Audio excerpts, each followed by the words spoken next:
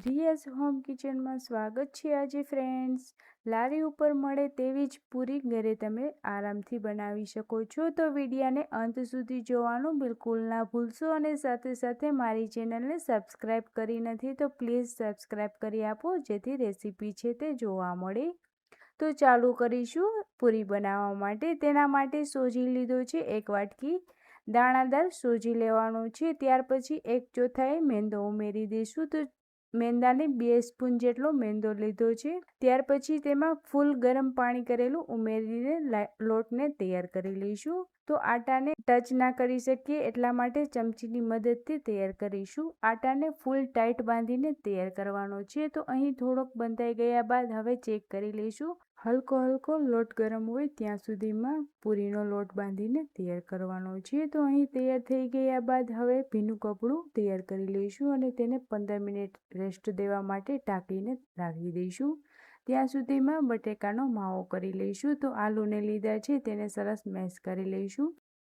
ત્યાર પછી હવે તેમાં મસાલા ઉમેરીશું। તો લાલ મરચું લીધું છે, ત્યાર પછી ધાણા જીરું પાવડર લીધું છે, સ્વાદ અનુસાર નિમક ઉમેરી દઈશું। સંચળ લીધું છે, તેમાં ચણા ઉમેરી દઈશું।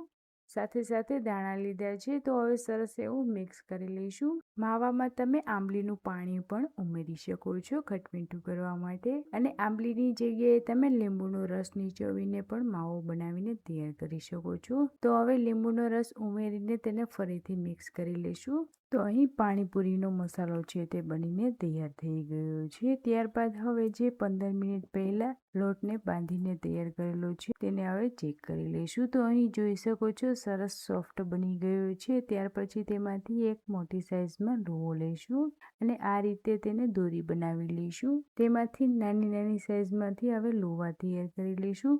તો તમે પાણીપુરીની પૂરી કેટલી સાઈઝમાં તૈયાર કરવાની છે તે આ રીતે બનાવીને તૈયાર કરી શકો છો।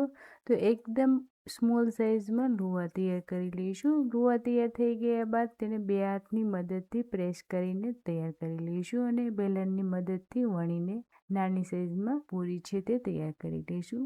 તો અહીં પૂરી જે તૈયાર થઈ ગઈ છે એ જ રીતે હવે બધી જ પૂરી બનાવીને તૈયાર કરી લઈશું। તો અહીં જોઈ શકો છો પાણીપુરીની પૂરી છે તે સરસ વણીને તૈયાર કરી લીધી છે। ત્યારબાદ હવે તેલ ગરમ કરવા રાખી દીધેલું છે, તેમાં હવે એક પૂરી એડ કરીને ફ્રાય કરતા જશું। તો હવે પાણીપુરીની પૂરી જે લારી ઉપર મળે છે એ જ રીતે પૂરી બનીને તૈયાર થઈ શકે છે।